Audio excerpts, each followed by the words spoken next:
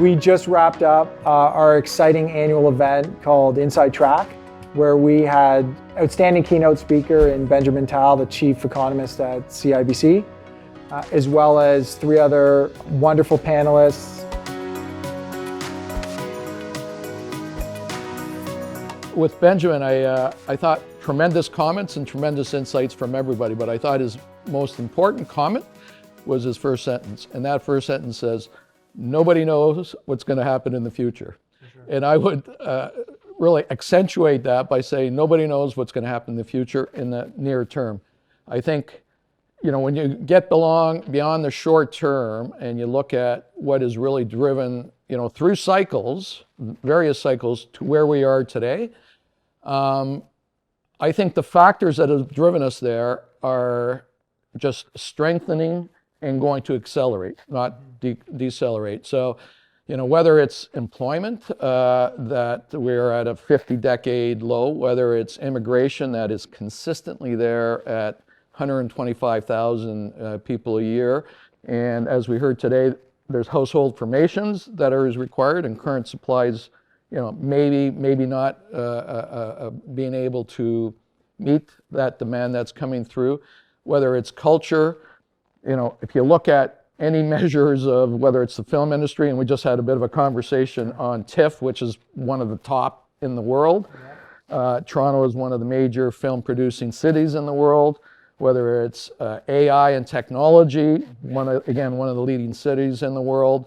Whether it's healthcare and research into healthcare, one of the major cities in the world. There's a lot of high quality jobs and a magnet to the city of Toronto. It seems like there's a lot of development happening. And so the sentiment seems to be that maybe we're overbuilt or building too much. But I think one of the really interesting things that Ben Tal pointed out, the statistics can often be misleading. So when you actually account for non-permanent residents and students in the rental market, it actually looks like we're at a level sort of playing field, or even maybe we're underbuilding. So, I think to your point, we often talk to investors, and we often get the question of, what's driving Toronto's market. And if you look at all the major global metrics, Toronto's top 5, top 10, whether it's quality of life, air quality, education, employment, opportunity. So, for all these reasons, Toronto sort of stands head and shoulders above a lot of other major cities.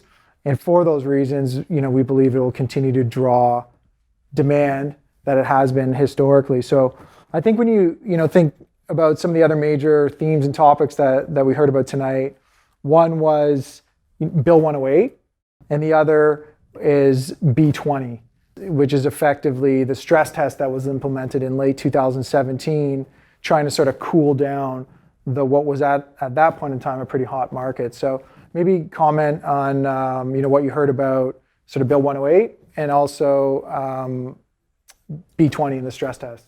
As Stephen noted up there, and he was in favor of it. I think he said he was also participated in it. I was actually, I know I was in favor of it as well. The market did seem to take momentum that needed to be cooled down. The desired impact of it played its way out, especially in the low-rise market.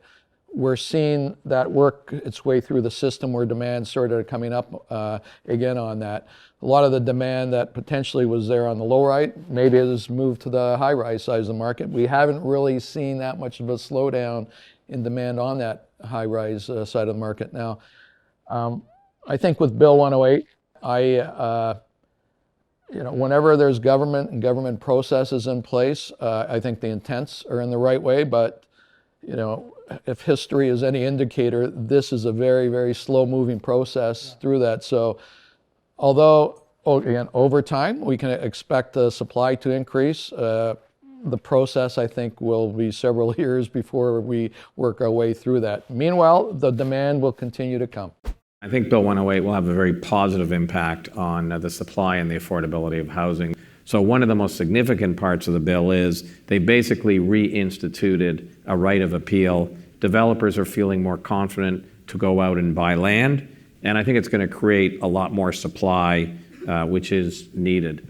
I, for one, didn't have a big concern about the introduction of B20. And I think what's happened in terms of our marketplace is it's likely slowed it a bit, but it hasn't seemed to be, that huge an obstacle. I think where the B20 is flawed is that they haven't said that if interest rates go up, that the 2 points above the interest rates should go down. An interesting realization I had from Ben Tal tonight was that it also is probably what fueled a little bit of the condo market.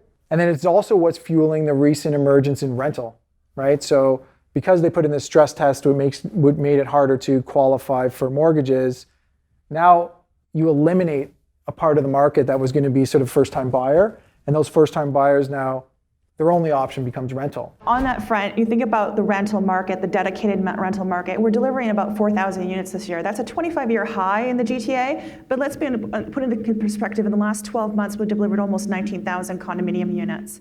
To add to what you're saying especially on the rental, and the demand will continue to grow, and I agree with that. But one thing actually we didn't touch upon today, and I think is going to be a very significant factor in the continuation of demand and the ability to acquire by first-time buyers, is intergenerational transfer of wealth. There is massive amounts of money that is sitting there, and we know that coming up with a down payment for the younger generation, the kids coming through in their 20s, is very difficult to maintain. And I think baby boomers are preparing themselves and preparing their finances for that. I'll look no farther than my own self. My house is paid for, lucky me, but I've got 2 kids. One's 19 and one's 16. And whatever savings are coming through right now is to prepare for their down payments to help gain entry into the city. And then there's lots of other people, friends that I have, that are in that same situation. So I wish my parents did that for me. I as well.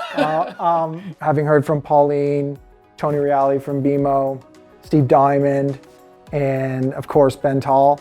On one hand, Toronto's been a hot market for a long period of time, but supply is not yet meeting demand. And one of the other interesting takeaways, I thought, maybe more than anything, was just that the rental market's going to play a very big role in filling the housing need going forward. So, all in all, I think it's a great event. I don't know if you have any additional comments on it. I agree with all of that. I consider myself very, very fortunate to have been born in the city, raised in the city, schooled in the city, and worked my entire career in the city. And all of these powerful trends that brought us from where we were decades ago to where we are today are just accelerating. So I'm a big fan of the city and big proponent, and consider ourselves lucky to be here at this point in time. So. Yeah, I would agree.